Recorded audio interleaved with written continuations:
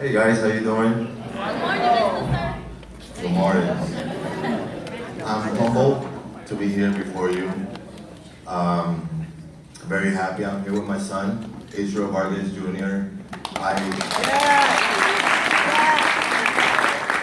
I bring him with me to a lot of these things because I need him to become aware of not only the good things that are happening in society, but the challenges that we go through and how we are resilient, as they say earlier, and we come up and make something of ourselves.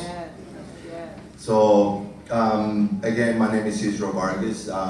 Formerly director of community engagement at Roosevelt University, formerly executive director to a shelter for homeless people in the city of Chicago, and now co-author of a book being released in August called Your Personal GPS.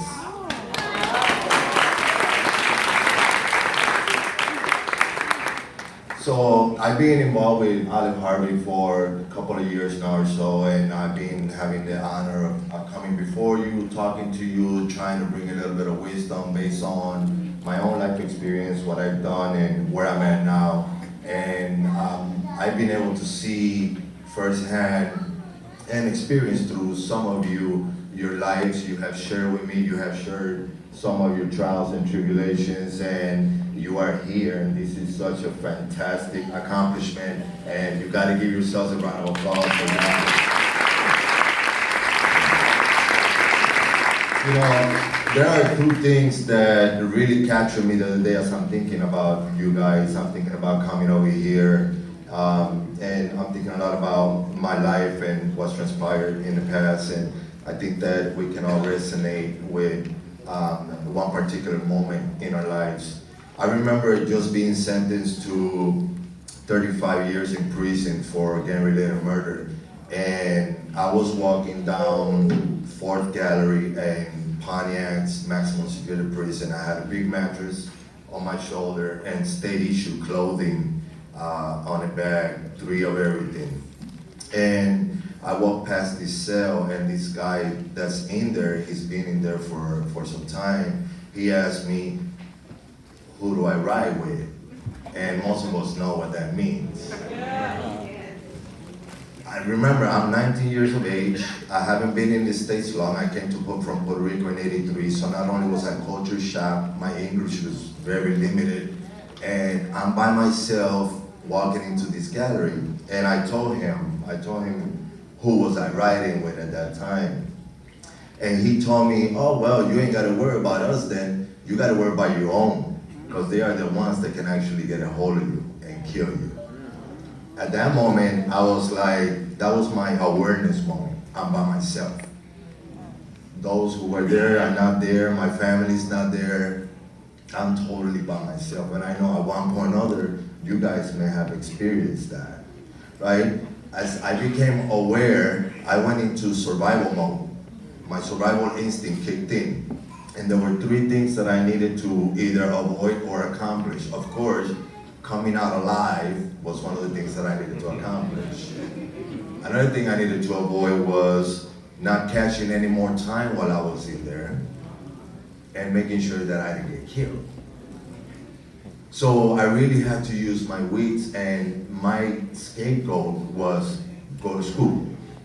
I said, if I get up in the morning and I get out of my cell and I go to school and I spend school all day, and then at night I'll go to the gym and I'll come back, then there's no reason for me to be hanging in the gallery, thus the corner.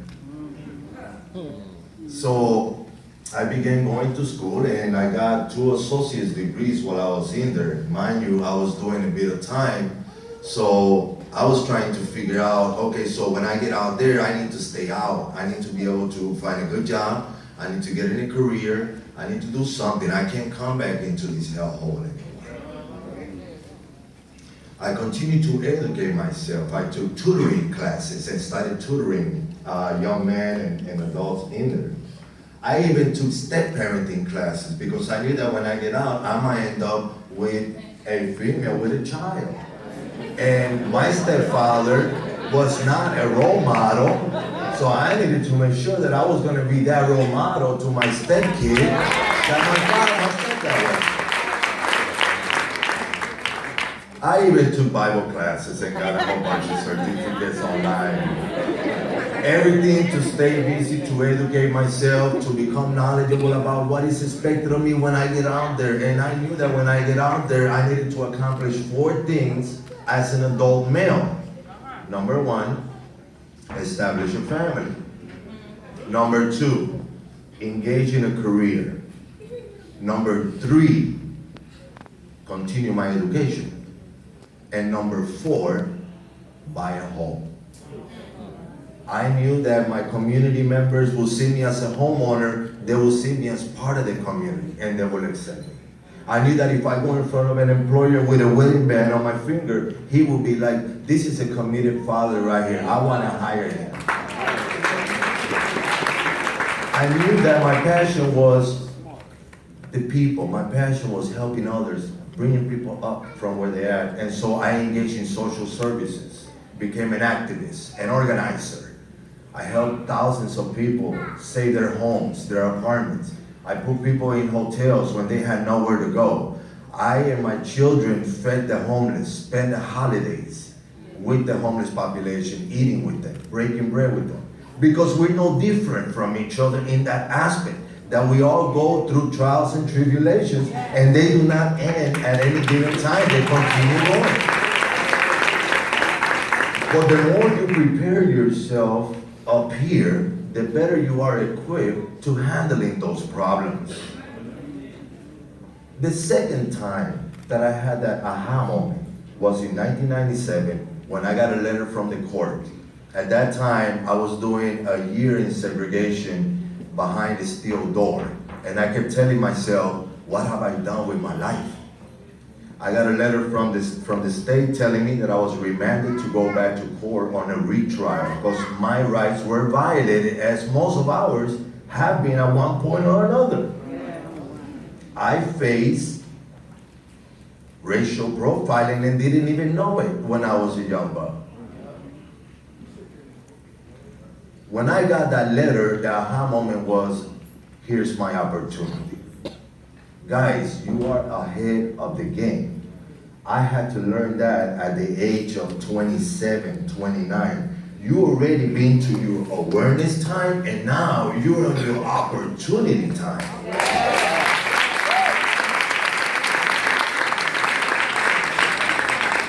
Setting goals is going to be very important. Remember the 4 goals that I set myself in? While I was on parole for 3 years, they told me how to walk, when to walk, who to walk with. I accomplished all of them. In 2005, I got my bachelor's degree in psychology. I was released from parole. I was engaged in social services. I had a family and owned a condo in Cicero, 3 years.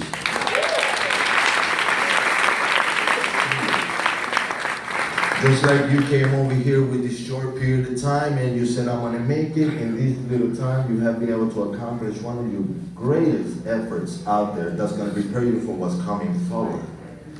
It does not stop here.